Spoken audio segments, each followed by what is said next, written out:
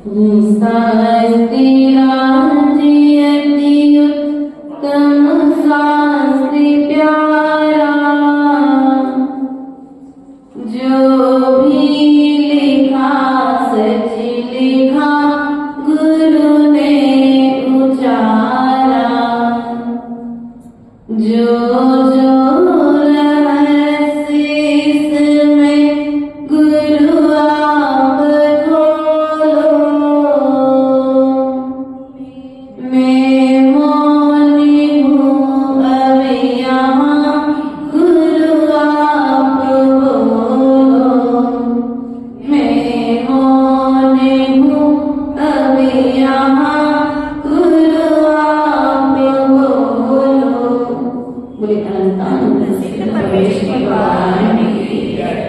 देवादिदेव मूलाय आज्ञान भगवान की जय। देवादिदेव शासनाय भगवान महावीर स्वामी की जय। आचार्य भगवंत सुखचंद्र स्वामी की जय। आचार्य भगवंत विलास सागर जी विशुद्ध सागर जी महाराज की जय। मम दीक्षा शिक्षा दाता संयम प्राण प्रदाता आचार्य गुरुवर विभव सागर जी महाराज की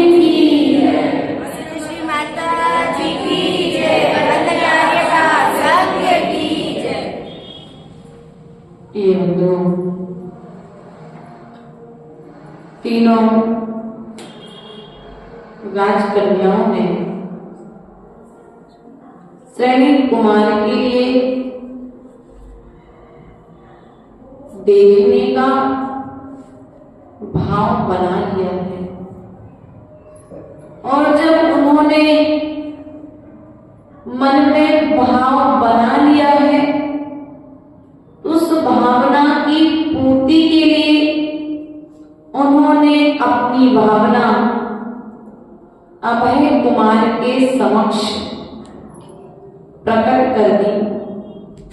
और जब वह भावना उन्होंने अभय कुमार के समक्ष प्रकट की, अभय कुमार भी उनकी भावनाओं की पूर्ति के लिए प्रयास करने लगे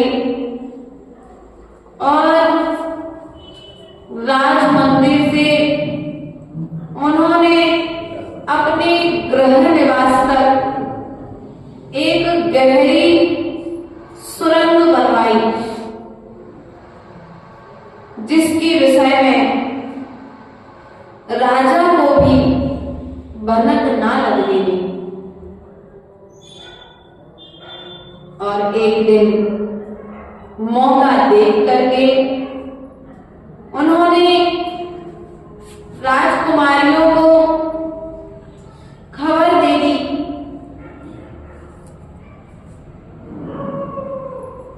कि हम सभी सुरंग के माध्यम से राज मंदिर से बाहर निकल करके अभय कुमार के महल तक पहुंचेंगे और अभय कुमार के महल से रथ आदि का आश्रय लेकर के राजगृही नगरी तक पहुंचेंगे।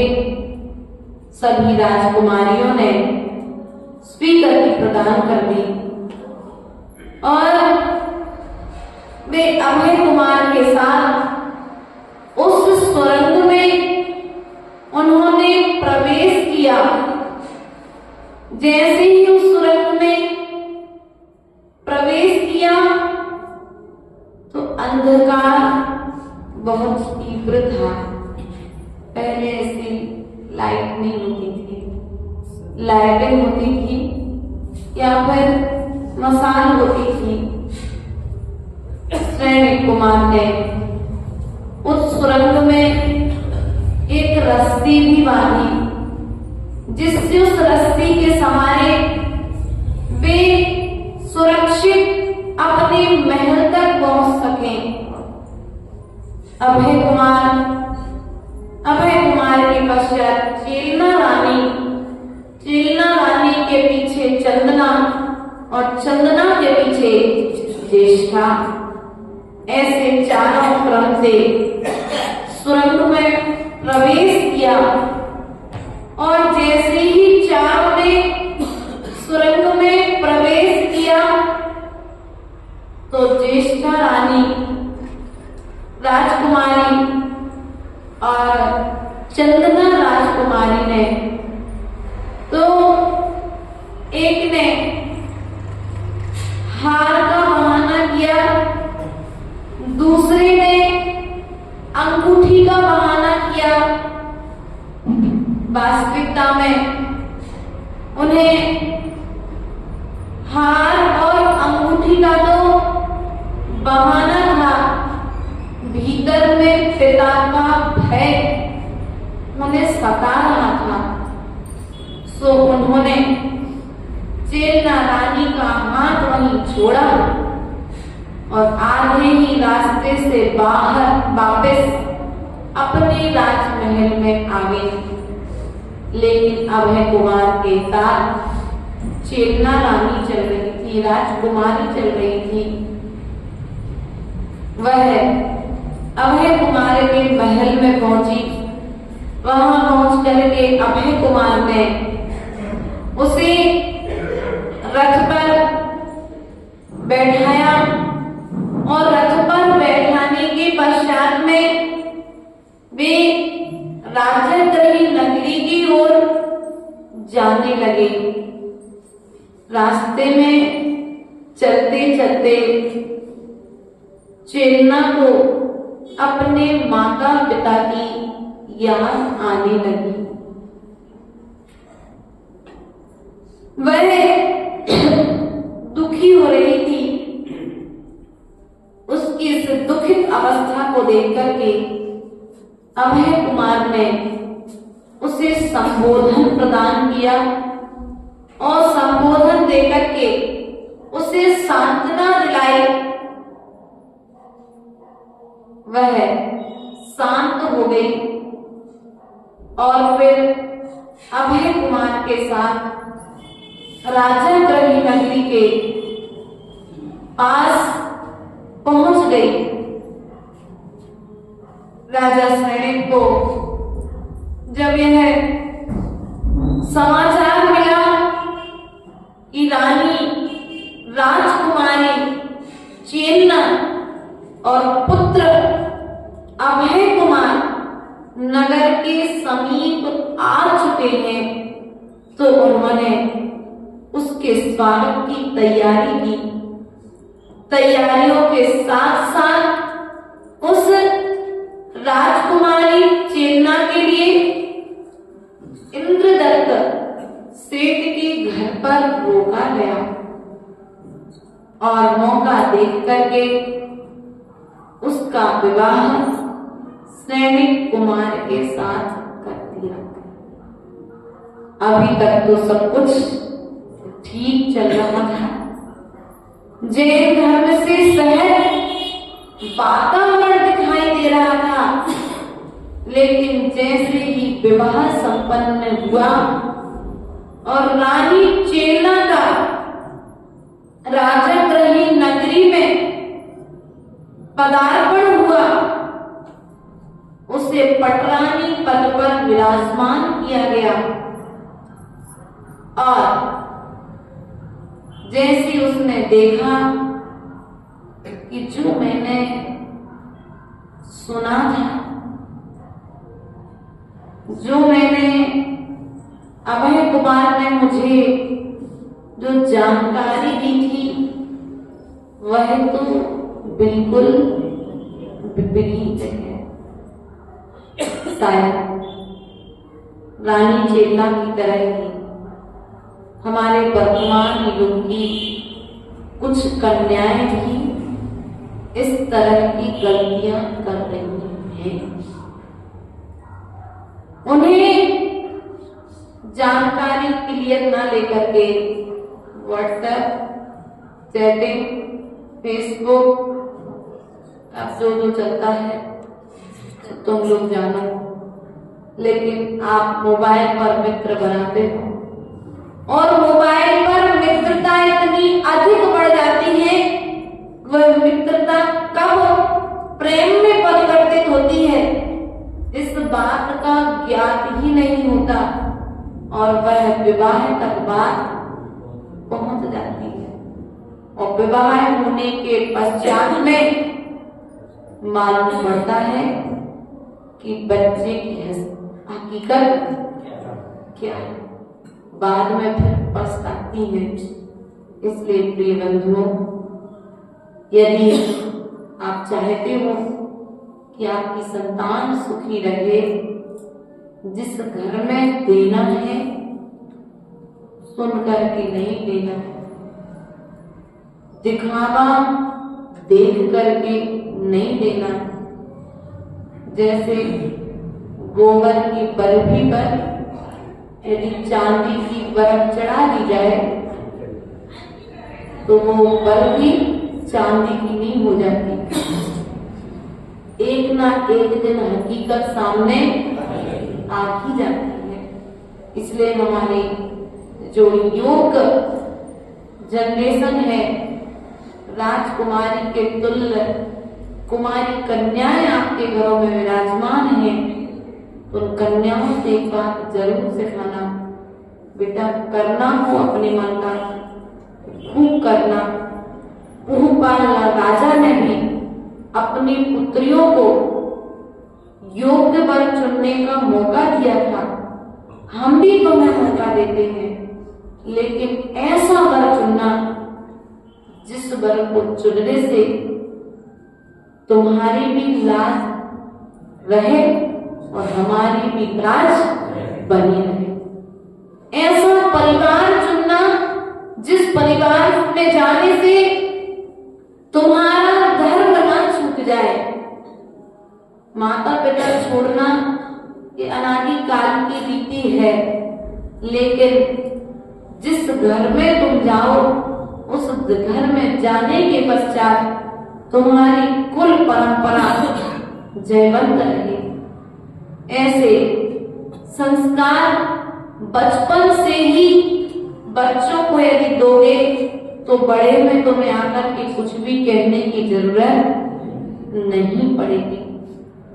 पहली बात तो संस्कार ऐसे होना चाहिए जैसे संस्कार सती सीता के थे, सती चंदना के थे, सती अनंतमती के थे, सती मनोरमा के थे। सती के रूप में देखा जाए तो मैना सुंदरी ने भी अपने जीवन में कम कष्ट नहीं उठाए, अंजना ने भी कम कष्ट नहीं उठाए। अर्थात जिन माता पिता ने तुम्हें जन्म दिया है, तुम उन्हें एक अधिकार दे देना, तुमने मुझे माता पिता पाल पोस करके बड़ा किया है, तो मेरे योग्य वर चुनने का अधिकार भी आपको है। ऐसा सौंप देना, कभी अपने मन में विकल्प मत लाना, क्योंकि माता पिता पूर्व में बताया था रक्षक तो है, लेकिन माता पिता कभी अपनी संतान के भक्षक नहीं हो सकते।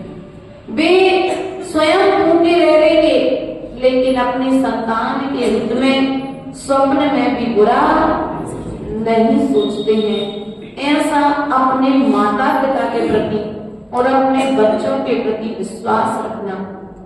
रानी चेतना ने धर्म की महिमा को सुनकर के अब उसके बहकावे में आकर के उसने जो भूल की वह बहुत पछताई, और पछताने के पश्चात भी उसने अपना धर्म नहीं छोड़ा। उसने नाना तरह के बहुत सारे विचार किए और विवाह के पश्चात वह जब राजा गृह में आई और उसने जब यह सब कुछ वातावरण देखा तो वह बिल्कुल घबरा गई, और घबराने के पश्चात उसने अपनी सखियों से मौन ले लिया, सबसे बोलना बंद कर दिया। अब मैं क्या बोलूं, क्या देखूं, क्या कहूं, क्या हंसूं। उसे तो अब ऐसा लग रहा था जैसे जीवन ही पूरा बेकार, जैसे एक पत्नी का पति मर जाए तब उसकी स्थिति कैसी होती है, वह स्त्री ही समझ सकती है। पड़ोसी तो आकर के सांत्वना देकर के चले जाते हैं। बस वही स्थिति धर्म प्रेमी उस चेतना की भी हो रही थी। वह चेतना रुदन करते हुए, अपने भाग्य को कोसते हुए, अपने मुख से बार बार यह कह रही थी, पहाड़ से गिर करके मरना श्रेष्ठ है, हलाहल विष पी करके मरना श्रेष्ठ है, सर्प के मुख में प्रवेश करना श्रेष्ठ है, शेर के मुख से मरना श्रेष्ठ है, लेकिन जिन धर्म के बिना श्वास भी लेना अच्छा नहीं। उसे इतना वहां पर खराब लगा था, उसे वहां पर जिनेंद्र भगवान की एक भी फोटो ना दिखी, वहां पर जिनेंद्र भगवान के अनुयायी निर्ग्रंथ गुरुओं का दर्शन ना मिला, तब वह परेशान हो गई। और आज वर्तमान में स्थिति क्या है, रानी चेतना को दर्शन नहीं हुए, वो इसलिए परेशान है। और आज के कई श्रावक, अब तुम लोग समझ जाओ, नहीं अरे बड़ौलिया की तो बात ही नहीं करते, अपन तो बड़ौलिया के बाहर वालों की बात करते हैं। प्रिय बंधु, आज लोग कहते भैया कितने दर्शन करें हम, कितने माता जी महाराज आते हैं, नहीं, लेकिन सम्यक दृष्टि जी कभी भी अपने भाग्य को कोसता नहीं है, क्योंकि साधुओं का आना हमारे भाग्य को वृद्धिगत करता है, हमारे सौभाग्य को जगा देता है। पता नहीं किस साधु के दर्शन से तुम्हारे कौन से काम बन जाए, तुम्हारी कौन सी किस्मत का ताला खुल जाए। वह भोगों को भोगती हुई रानी चेतना यहाँ पर कह रही थी कि चक्रवर्ती के समान वैभव पाना भी मुझे श्रेष्ठ नहीं लग रहा है, मुझे विधवा होना श्रेष्ठ है। क्या कहा?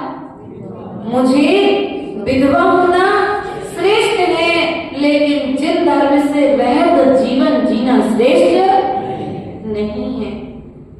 प्रिय बंधुओं, इतना धर्म के प्रति प्रेम सच्चा सम्यक दृष्टि ही कर सकता है।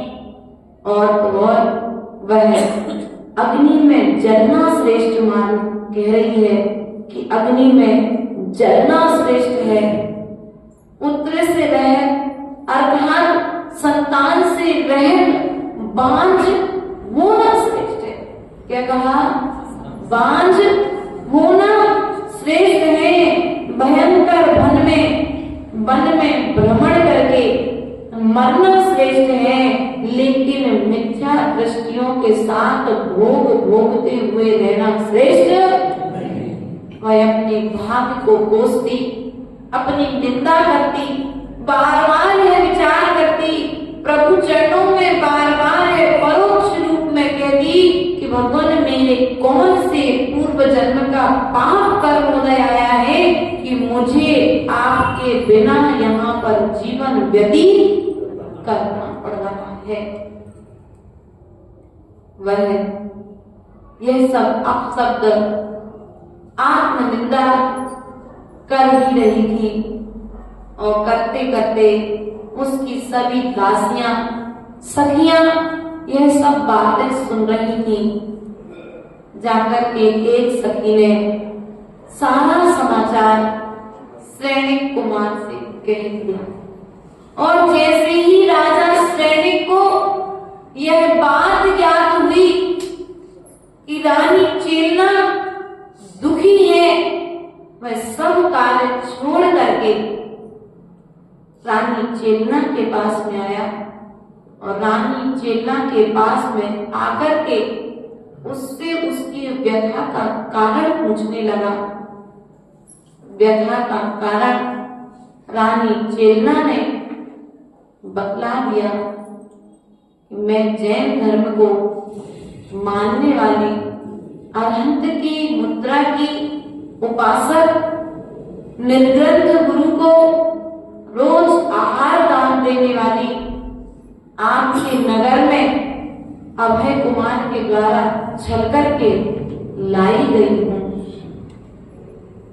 मैंने पता नहीं कौन सी गांव में कौन सा पाप किया था जिसके कारण अभय कुमार ने मुझ भोली वाली को छल करके इस राजगृह नगरी में भोग के लिए लेकर के आया है। प्रिय बंधुओं, मैं बहुत दुखी हुई और ऐसे सब बातें सुनकर के श्रेणी कुमार रानी चेलना से बौद्ध गुरुओं की महिमा बताते हुए बौद्ध धर्म की प्रशंसा करने लगे। जब दोनों में वार्ता हुई, दोनों में नाना तरह के वो बौद्ध धर्म को श्रेष्ठ बताते और ये जैन धर्म को श्रेष्ठ बताती। दोनों में वार्ता चलती रही और वार्ता चलते चलते रानी चेलना ने अभय कुमार से कहा कि यदि सच में तुम्हारे गुरु सर्वज्ञ हैं, सच्चे हैं, इस भाव और परभाव की बातों को जानने वाले हैं, तो निश्चित ही मैं बौद्ध धर्म को स्वीकार करूंगी। लेकिन उसके पूर्व आप उन्हें भोजना राजमहल में बुलाए। राजा सैनिक ने बड़ा प्रसन्न हुआ कि रानी चेलना अब बौद्ध धर्म को स्वीकार कर लेगी। उसने बौद्ध गुरुओं के पास में समाचार भेजा कि रानी चेलना आपके दर्शन करना चाहती है। अंधा क्या चाहे? दुआ में। बस वो भी यही चाहते थे कि जो जैन धर्म का प्रचार प्रसार रानी चेलना के माध्यम से राजगृह नगरी में हो रहा है, वह किसी न किसी तरीके से बंद हो जाए। वे बौद्ध गुरु राजगृह नगरी में जब आए, उनका पदार्पण हुआ तो रानी चेलना ने भक्ति भावपूर्वक उनका सम्मान किया, उनके पैर धुलाए। क्या किए? उनके पैर धुलाए, उच्चासन ग्रहण कराया। उच्चासन ग्रहण करा करके उन्हें नाना तरह के भोजन की सामग्रियां बना करके उन्हें भोजन कराया।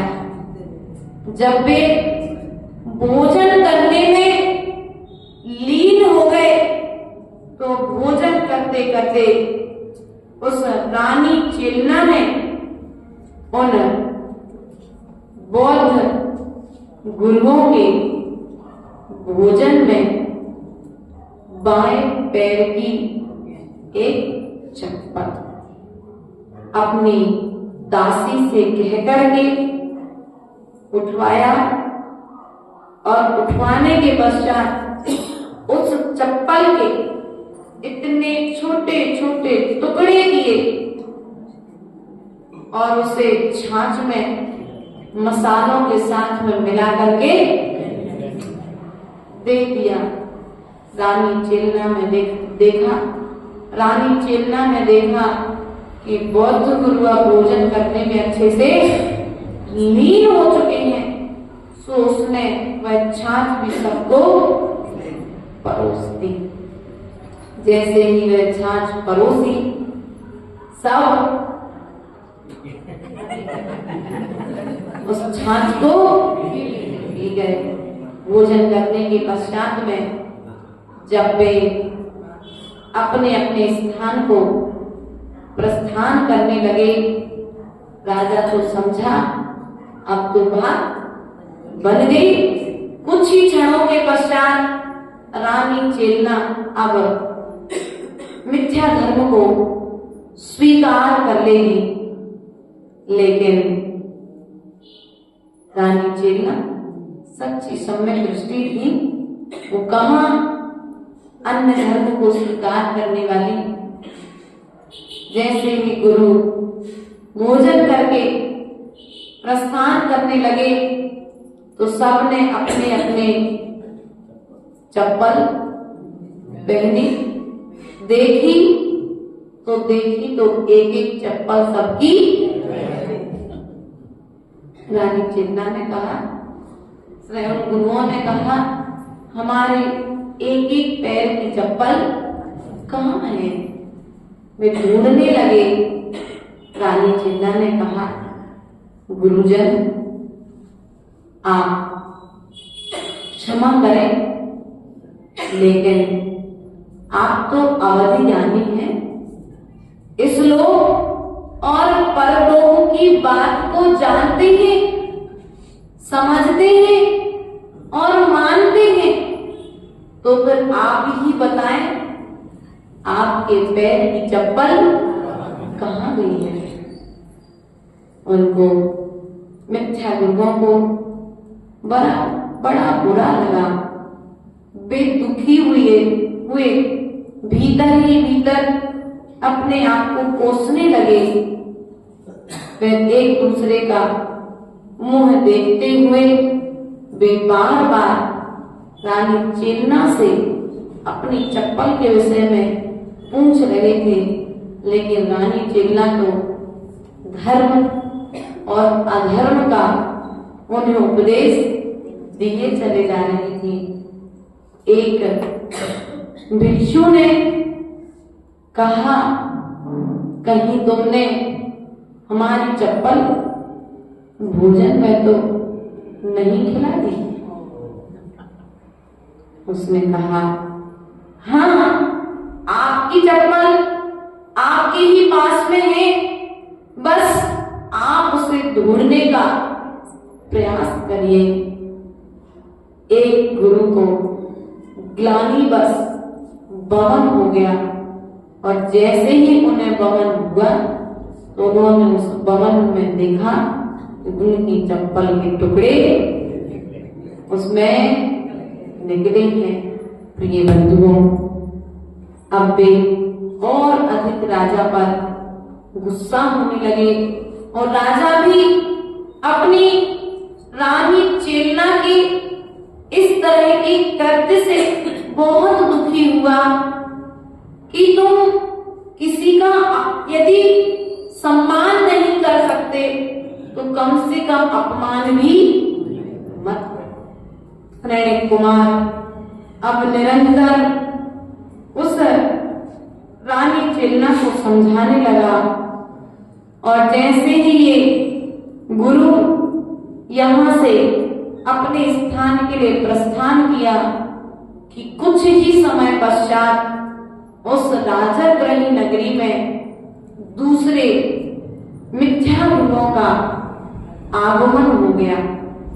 और जैसे ही मिथ्या गुरुओं का आगमन हुआ तो रानी चेलना ने उन्हें के लिए रुकने के लिए अच्छे से तैयारियां करवाई, और तैयारियां करने के पश्चात उनका भोजन कराया। आदि उनको जो साधन लगते थे वे सब साधन उपलब्ध कराए, और सब कार्य पूर्ण करने के पश्चात वह उन गुरुओं से जब मिलने के लिए पहुंची तो एक ब्रह्मचारी जो गुरुजनों के समीप में बैठा था, उस ब्रह्मचारी ने कहा कि अभी गुरुजन आपसे नहीं मिल सकते। बोले क्यों? मुझे कुछ उनसे समाधान चाहिए।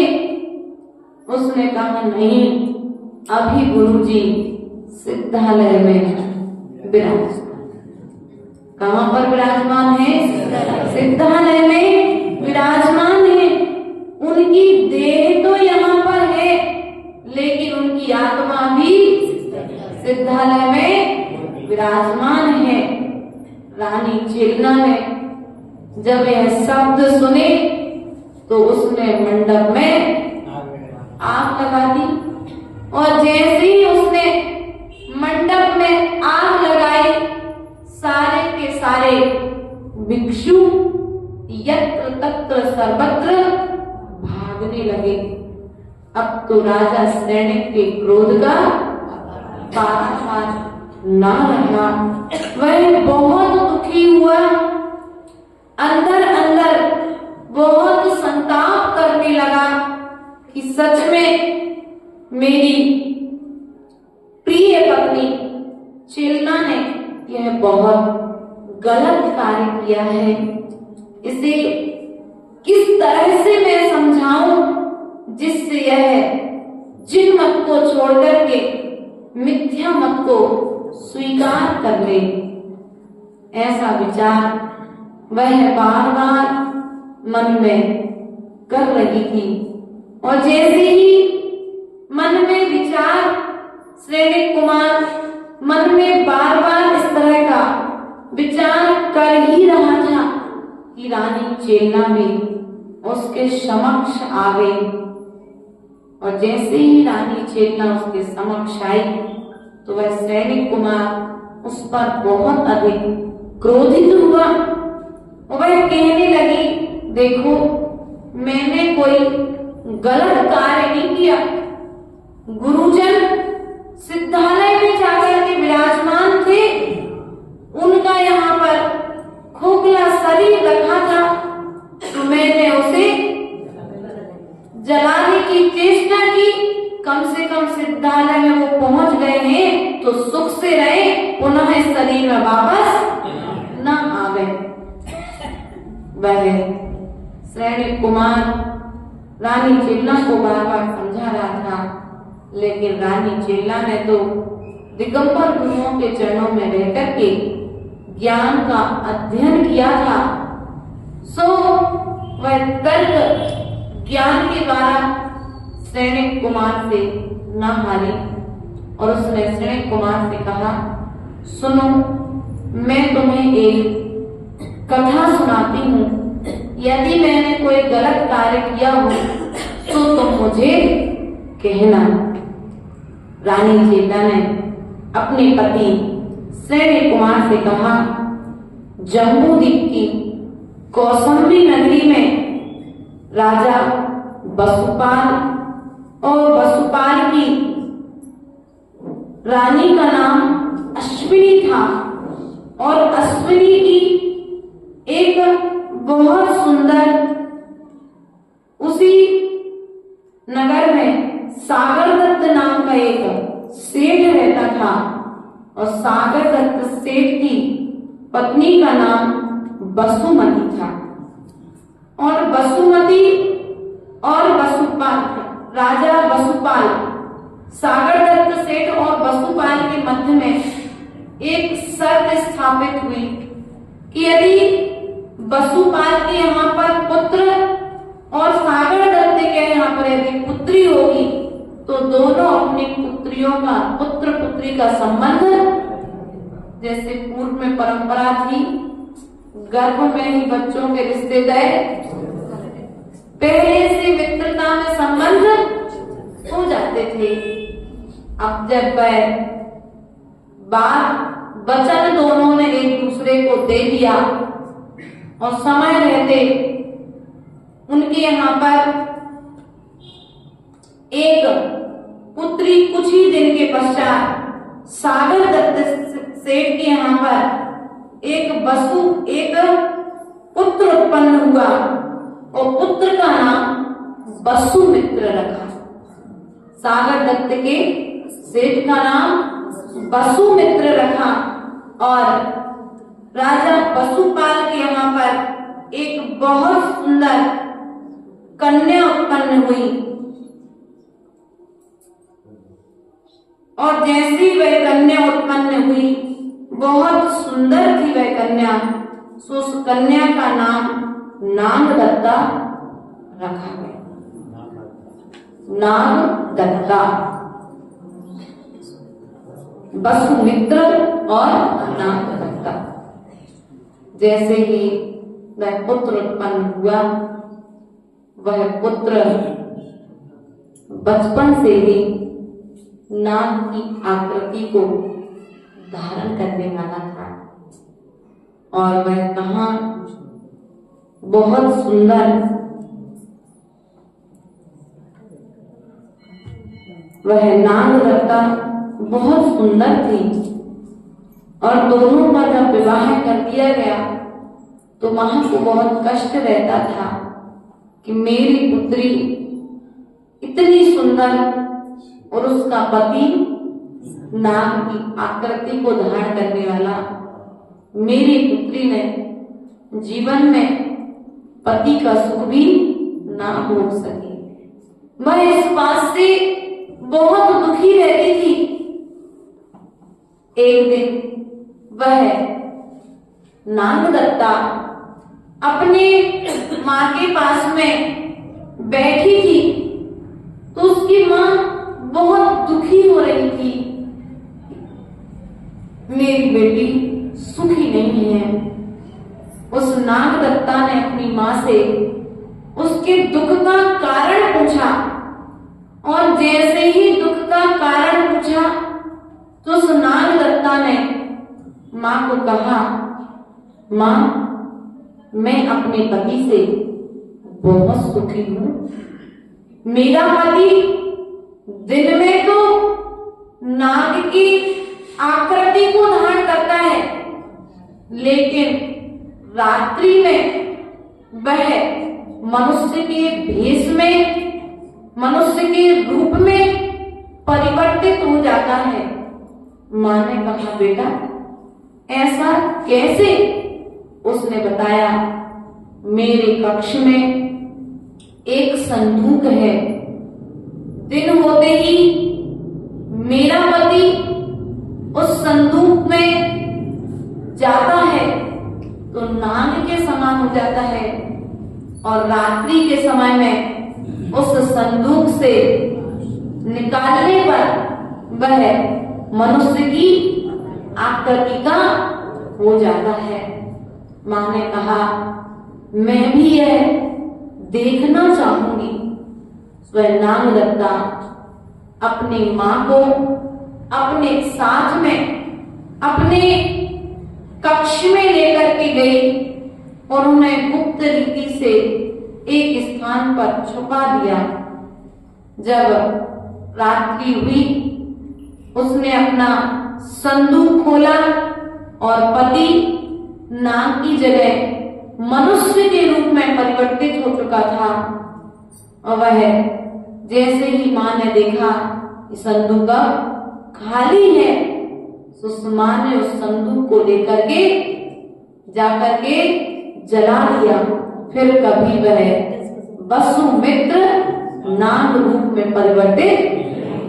बस मैंने उन मिथ्या गुरुओं के लिए वह खाली संदूक की तरह उनका शरीर पड़ा था, तो मैंने मंडप में आग लगा दी। बताओ मैंने कौन सा गलत कार्य किया? वह अपने पति श्रेणिक से पूछने लगी। श्रेणिक कुमार ने कुछ ना कहा, क्योंकि उसके पास उसके तर्कों का कोई उत्तर नहीं था। अब यहाँ पर वह बहुत क्रोध में था ही। यहाँ से निकल करके वह एक दिन वन क्रीड़ा के लिए, शिकार करने के लिए वन में गया। और जैसे ही वह वन में गया, सो वन में जाकर के उसने देखा कि एक दिगंबर गुरु, जैन धर्म को मानने वाले गुरु यहाँ पर खड़गासन मुद्रा में हैं। और देख करके और अधिक आग बबूला। अब तो क्रोध को बुझाने का समय। जिन गुरुओं की प्रशंसा रानी चेलना निरंतर करती है, अब मैं रानी चेलना के गुरु से उसका बदला लेकर के, रानी चेलना ने मेरे गुरुओं के साथ में बहुत गलत व्यवहार किया है, मैं भी इनके साथ में व्यवहार का बदला लूंगा। उसने उन यशोधर मुनिराज को जैसे ही देखा, उसने सर्वप्रथम मुनिराज को देख करके मुनिराज के सामने 500 कुत्ते, कितने कुत्ते? 500 शिकारी कुत्ते, जंगली कुत्ते छोड़े।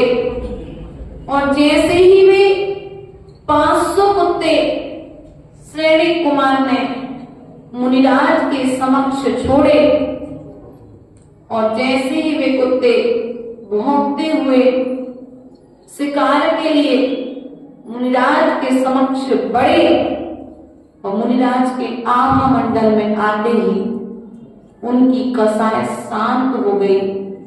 वे जहां मुनिराज को भक्षण करने के लिए जा रहे थे, वे मुनिराज की प्रतीक्षणा देकर के नम्रीभूत होकर के मुनिराज के चरणों में बैठ गए। अब तो क्रोध और श्रेणी सोचता, ये कोई जादूगर है, इसने तो मेरे भेजे कुत्तों को कीलित कर दिया। अब वह क्या करे? उसने पुनः दूसरा प्रयास किया और मुनिराज के ऊपर में एक जो वहां पर एक सर्प देखा उसने, और जैसे ही सर्प को देखा, पहले तो उसने अपनी तलवार निकाली मुनिराज को मारने के लिए, लेकिन जैसे ही उसने तलवार निकाली, उसने देखा जमीन पर एक सर्प जा रहा है। उसने अपनी तलवार से, क्रोध की दशा देखो क्या होती है, अपनी तलवार से उसने उस सर्प को मार डाला, और वह सर्प मार करके उसने मुनिराज के गले में डाल दिया। और बड़ा प्रसन्न हुआ, बड़ा प्रसन्न होकर के, खुश होकर के राजा ग्रही नगरी को वापस लौट गया। मानो उस समय उस राजा सैनिक ने 8 रौद्र ध्यान के परिणाम किए थे, तो तत्काल साथ में नरक की 33 सागर की आयु का उसने बंध किया। और ऐसा विचार कर वह वहां से चला गया, और जाने के पश्चात में अब वह किस प्रकार से आगे रानी चेलना के लिए घटना किस प्रकार से ज्ञात होगी, मुनिराज के गले से सर्प किस प्रकार से निकलेगा, या क्या घटना होगी, इस विषय को पुनः हम कल इसी समय पर समझने का प्रयास करेंगे। बोले परम पूज्य आचार्य गुरुवर विभव सागर जी महाराज की द्वादशांग मां जिनवाणी की। नमो जिना